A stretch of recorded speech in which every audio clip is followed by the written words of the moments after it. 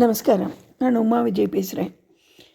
தென்னிந்தியாவில் போய் தரிசனம் பார்க்க கிடைச்ச கோவில்களை பற்றி போடுற பதிவில் இன்றைக்கி 781வது பகுதியாக போய் பார்க்க போகிற இது கும்பகோணத்தை சுற்றி வர இருக்கக்கூடிய சோழர்கள் ஆண்ட, அதுலேயும் ராஜராஜ சோழனோட மகன் தன்னோட தலைநகரமாக மாற்றிண்டு வந்த கங்கை கொண்ட சோழபுரம் பக்கத்தில் இருக்கக்கூடிய ஒரு கோவிலை பற்றி தான் இன்றைக்கி நம்ம பார்க்க போகிறோம். இது ஒரு கிராம சிவாலயம்தான். இந்த ஊருக்கு ஆதி காலத்தில் வானவன் மாதேவி நல்லூர் அப்படின்ட்டு இருந்திருக்கு. இன்றைக்கி கேட்டேன்னாக்கா வானவநல்லூர் அப்படின்னா தான் இந்த ஊரை பற்றி தெரியறது. இந்த கோவிலை ராஜேந்திர சோழன் தான் கட்டியிருக்காருங்கிறதுக்கு 2 விதமான காரணம் இருக்குது. ஒன்று கங்கை கொண்ட சோழபுரத்துக்கு பக்கத்துலேயே இருக்கக்கூடிய இன்னும் ஒரு பெரிய கோவிலாக ஒரு காலத்தில் இருந்த கிராமத்து கோவில் தான் இந்த இடம். 2வது, கங்கை கொண்ட சோழபுரத்தை கட்டின ராஜேந்திர சோழன் தன்னோட தகப்பனாரோட பிற மனைவிகள், அதாவது இவனோட சொந்த தாயை தவிர இருந்த பிற மனைவிகளில் ஒரு மனைவியான இந்த வானமாதேவி அவா மேலே ரொம்ப பாசம் வச்சுட்டு இருந்தான். அந்த பாசத்தினால அவளுக்கு ஒரு கோவிலும், அடுத்து இன்னும் ஒரு சிறிய தாயார் அவனுக்கு இருக்கிறவா, அந்த சிறிய தாயாருக்கு பஞ்சவன் மாதேவின்னு பேர், அவளுக்கும் கோவில் கட்டியிருக்கான். பஞ்சவன் மாதேவி கோவில் நம்மளோட பட்டீஸ்வரம் பக்கத்தில் இருக்கக்கூடிய ஒரு கோவில். அதை பற்றியும் நான் முன்னாடியே ஒரு பதிவு போட்டிருக்கேன். இப்போ இந்த வானவன்மாநல்லூரை பற்றி, வானவநல்லூர் அப்படிங்கிற கோவிலை பற்றி, ஊரை பற்றி நேற்று நான் ஒரு பதிவு ஒன்று போட்டிருந்தேன். அந்த பதிவு போட்டதுக்கப்புறமா இந்த கோவிலை பற்றின தகவல்கள் இன்னும் கொஞ்சம் எனக்கு அந்த கோவிலில் பணிபுரிகிற திரு ராமன் மாமா அவரோட மகள் மூலியமாக எனக்கு இன்னும் கொஞ்சம் விஷயங்கள் கிடச்சிது. அதனால் அதையும் சேர்த்து நாம் போடலாமேன்னு சொல்லிட்டு தான் அந்த பதிவை அழிச்சிட்டு இன்றைக்கி புது பதிவாக நான் திருப்பி போடுறேன். இந்த வானவநல்லூர் எங்கே இருக்குதுன்னு கேட்டல்னாக்கா, அரியலூர் மாவட்டம் உடையார்பாளையம் வட்டத்தில் கங்கை கொண்ட சோழபுரத்துலேருந்து பக்கத்துலேயே இருக்கக்கூடிய ஒரு கோவில் தான். ராஜராஜ சோழனுக்கு பட்டத்தரசியாக இருந்தவா உலகமாதேவியார்னு, அவளுக்கு தந்தி சக்தி விடங்கி அப்படிங்கிற பேர் இருக்குது. அதை தவிர ராஜராஜ சோழனுக்கு இன்னும் ஒரு 9 மனைவிமார்கள் இருந்தா அப்படின்னும் 12க்கு மேற்பட்டவா இருந்தான்னும் புஸ்தகங்களில் படிச்சிருக்கேன். அதில் ராஜராஜ சோழனுக்கு திருபுவனமாதேவி அப்படிங்கிறவாளோட கல்யாணம் ஆச்சு. இவா யாருன்னு கேட்டாள்னா, இந்த பொன்னியின் செல்வன் கதையில் வர்ற மாதிரி இந்த பொன்னியின் செல்வன் புஸ்தகத்தில் போட்டிருக்கோம். புதுக்கோட்டை பகுதியில் இருக்கக்கூடிய கொடும்பாளூர் அப்படின்னு ஒரு ஊர். அந்த கொடும்பாளூர் வேளிர்குல இளவரசி தான் இந்த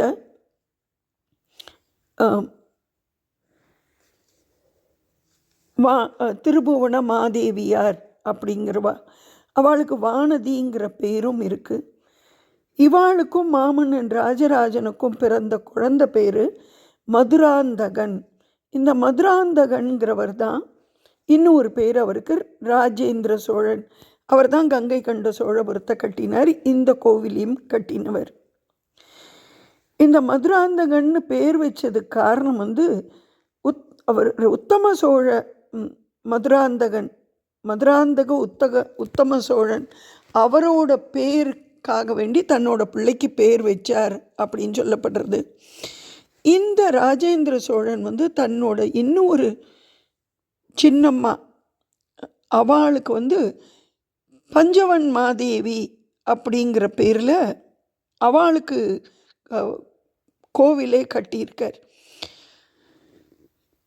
இந்த திருபுவன மாதேவியாருங்கிறவா தான் வானதி அப்படிங்கிற பேர் இருக்கு அவளுக்கு. இந்த பஞ்சவன் மாதேவிங்கிறவா வந்து ராஜராஜ சோழனோட நிர்வாகத்தில் பங்கெடுத்துட்டு இருந்தவா.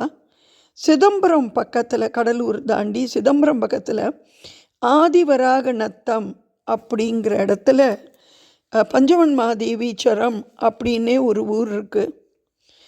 அப்புறமா இலங்கையில் பார்த்தேன்னாக்க பொலனாறு அப்படின்னு சொல்லி கொழம்பு கிட்ட இருக்குது. அதுக்கு அந்த ஊர்லேயும் ஒரு கோவில் கட்டியிருக்கான். அந்த ஊரோட பேர், அங்கே இருக்கிற இடத்தோட பேரே வந்து வானவன் மாதேவி ஈஸ்வரம் அப்படின்னு. இவர் வந்து பொன்னேரிங்கிற இடத்துக்கிட்ட அங்கேயும் வந்து பாலீஸ்வரர் கோவில்னு ஒரு கோவிலையும் கட்டியிருக்கார். இப்படி ராஜேந்திர சோழன் கட்டின கோவில்கள் நிறையா இருக்குது. அதில் அவரோட பெத்த தாய்க்காக வேண்டி கட்டின கோவில், அதாவது திரிபுவன மாதேவியார் என்கிற வானதி, அவளுக்காக வேண்டி கட்டின கோவில் தான் வானவநல்லூர். வானவன் மாதேவி நல்லூர் இன்னைக்கு சுருங்கி போயிடுத்து. இப்போது இந்த கோவிலுக்கு நாங்கள் போயிருந்தது வந்து முதலாம் கால சிவராத்திரி அன்னைக்கு, மகா சிவராத்திரி அன்னைக்கு முதலாம் கால பூஜையை வந்து கண்ணாரக்குடிங்கிற கிராமத்தில் திருப்பனந்தாள் கிட்ட அதில் பங்கு பெற்றுட்டு அதுக்கப்புறமா கோவிலை தேடிண்டு போகலாம். நாங்கள் அரியலூர் பக்கத்தில் நிறையா கோவில்களை பார்க்கணுன்னு நினச்சிட்டு தான் போயிருந்தோம். ஆனால் போகிற வழியிலேயே ஒரே சிவனோட பாட்டு சத்தம் எல்லாம் கேட்டுட்டு நாங்கள் போனபோது பார்த்த ஊர் இந்த வானவநல்லூர். ரெண்டாங்கால பூஜை போது தான் இந்த கோவிலுக்கு நாங்கள் போயிருந்தோம். கோவிலில் ஊர் ஜனங்கள் அத்தனை பேர் இருந்தா, ஒரே கும்பலாக இருந்தது. ஜனங்கள் நிறையா, குழந்தையெல்லாம் இருந்தா. உள்ளே போனால் கைலாசநாத சுவாமி கிழக்க பார்த்துன்னா, கிழக்கு வாசல் வழியாக தான் உள்ளே போனோம். வெளியில் நந்தி மண்டபத்தில் நந்தி இருந்தார். உள்ளே தாண்டி போனாக்க மகாமண்டபத்தில் நின்ன மாதிரியே பார்க்கலாம். கிழக்க பார்த்த ஈசன் கைலாசநாதர், அம்பாள் தெற்க பார்த்து நமக்கு காமாட்சி அம்பாளாக நின்ன கோலத்தில் காட்சி தரா. இவா ரெண்டு பேரையுமே ஒரே இடத்துலையே நின்ன மாதிரி இருந்து பார்க்கலாம். சிவனுக்கு ஏற்ற மாதிரி சின்ன நந்தி பகவான் இருந்தார். இந்த கோயிலுக்கு கொடிமரம்லாம் ஒன்றும் கிடையாது. அப்படியே தெற்கு வாசல் வழியாகவும் வெளியில் போகலாம். கிழக்கு வாசல் வழியாக உள்ளே நுழைஞ்சோம், தெற்கு வாசல் வழியாக வெளியில் வந்தோம். பிரகாரம் சுற்றிட்டு வந்துட்டு பிரகாரம் சுத்த போன போது தான் அங்கே வந்து பிள்ளையாருக்கு தனி சன்னதி, முருகருக்கு தனி சன்னதி. இந்த முருகன் சன்னதி வாசலில் வித்தியாசமாக இடும்பர் இருக்கிறத பார்க்க முடிஞ்சது. அதுக்கப்புறமா ஒரு மாடத்தில் நாகர் ஒருத்தர் இருந்தால், அது யாரோ கொண்டு வந்து வச்சிருக்கான்னு நினைக்கிறேன். ஈசனோட கோஷ்டத்தில் பார்த்தேன்னாக்க தக்ஷணாமூர்த்தி, லிங்கோத்பவர், பிரம்மா எல்லாரும் நமக்கு அருள் பாலிக்கிறா. தனியாக சண்டிகேஸ்வரர் இருக்கார். 2 சண்டிகேஸ்வரர் இருக்கிறது இந்த கோவிலில் ஒரு சிறப்பாக இருக்குது. அதை தவிர பைரவர் பக்கத்தில் ஒரு லிங்கம் இருந்தது. சூரியனுக்கு தனி சன்னதி. இங்கே வந்து என்னன்னாக்கா, இந்த கோவிலில்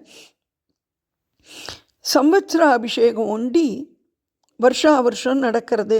அதுக்குண்டான போர்டு அங்கே வச்சுருந்தா 2025 நடந்ததுன்னு சொல்லிட்டு அந்த போர்டு ஒண்டி தான் நாங்கள் எடுத்துட்டோம். அதுக்கப்புறம் வெளியில் வந்துட்டு பக்கத்தில் வேறு கிராம கோவில் எங்கே இருக்குது எல்லாத்தையும் கேட்டபோது தான் திரு ராமநாதன் ஐயருங்கிறவர், அதுதான் ரமேஷ் மாமா, அவர் வந்து 3 தலைமுறையாக அவரோட அப்பா, அவரோட தாத்தா எல்லாருமே இந்த கோவிலில் பூஜை பண்ணின்னு இருந்திருக்கா. ஒரு 10-12 வருஷம் முன்னாடி இந்த கோவில் ரொம்ப சதலம் அடைஞ்சு க்ஷீணமாக போயிருந்திருக்கு. அதுக்கப்புறம் நிறையா பேரை தொடர்பு கொண்டு வந்து இந்த கோவிலை அவள் வந்து புனரமைச்சு பண்ணியிருக்கா. அதை பற்றின விஷயம் வந்து 2020 என்னோடய உடன்பிறவா சகோதரர் திரு கடம்பூர் விஜய் அவர்களோட பதிவிலேருந்து தெரிஞ்சின்றேன். இந்த அவர் அந்த பதிவில் கமெண்ட் போட்டதுலேருந்து, பதில் போட்டதுலேருந்து, குத்தாலம் பக்கத்தில் இருக்கிற கோமல் சொல்லி ஒரு ஊர் இருக்குது. அந்த கோமலில் இருக்கிற சேகர் ஐயாவும் திரு வசந்தகுமார் ஐயா, நிறையா கோவில்களை கோயம்புத்தூரில் இருக்கிறவர், நிறையா கோவில்களை அவர் புனரமைச்சிருக்கார். இன்னும் சொல்லப்போனால் சமீபத்தில் கூட துக்காட்சி கோவிலை கூட அவர் அழகாக செஞ்சு முடித்தார். அந்த கோவை வசந்தகுமார் ஐயா, திரு கோமல் ஐயா, அதை தவிர அவளுக்கு தெரிஞ்ச நண்பர்கள் நிறையா பேரோட உதவியோட நிறைய ஊர் ஜனங்களுக்கு நிறையா கொடுக்க முடியாது. ஏன்னா எல்லாருமே கிராமவாசிகள் தான், வானம் பார்த்த பூமியை நம்பி தான் இருக்கிறவா.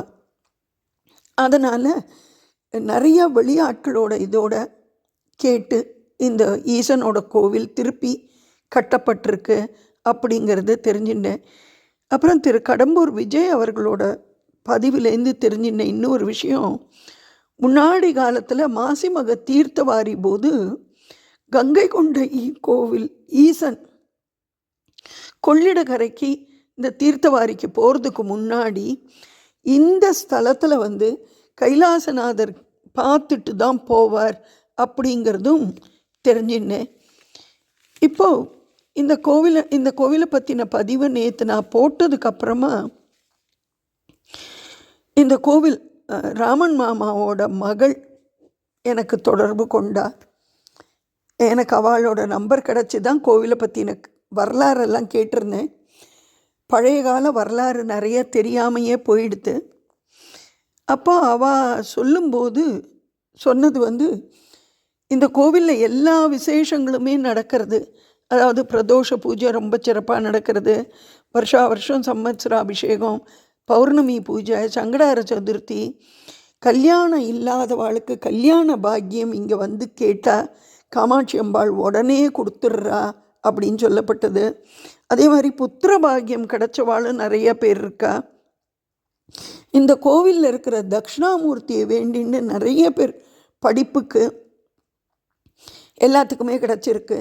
ஆனாலும் ஊர் ஜனங்கள் எல்லா பூஜைகள் கல்யாணம் நடக்கணும் பிரார்த்தனை பண்ணிட்டு போய் எல்லாம் பண்ணுறா, எல்லாம் இருக்கே ஒழிய கோவிலுக்குன்னு நிரந்தர வருமானங்கிறது இல்லாமல் இருக்குது.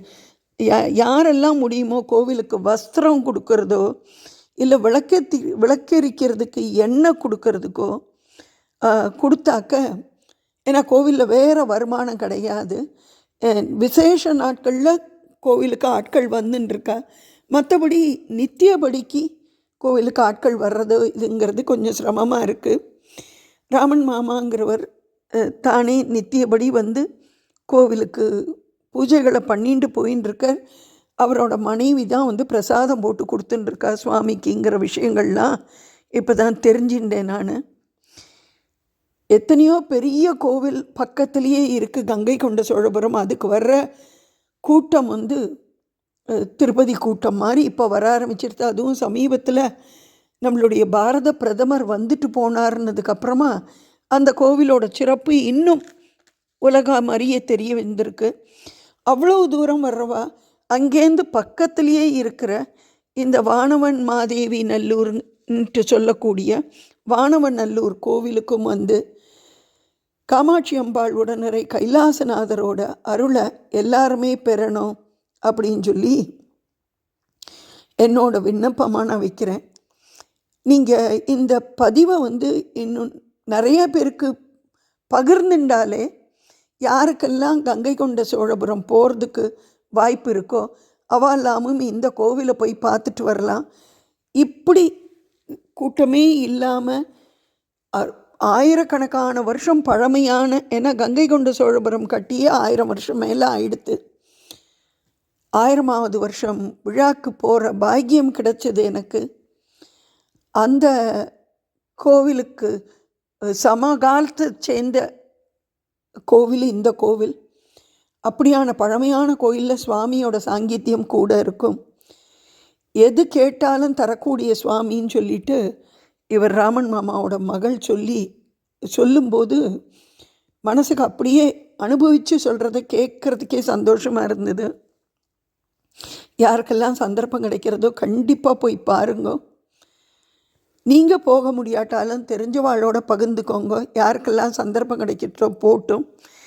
யாருக்கெல்லாம் முடியுமோ தீபத்துக்கு எண்ணெய் கொடுக்கறதும் இந்த கோவிலுக்கு சுவாமி அம்பாளுக்கு வஸ்திரம் கொடுக்கறதுக்கும் ஏற்பாடு பண்ணினா அது ஒரு பெரிய கைங்கரியமாக இருக்கும்.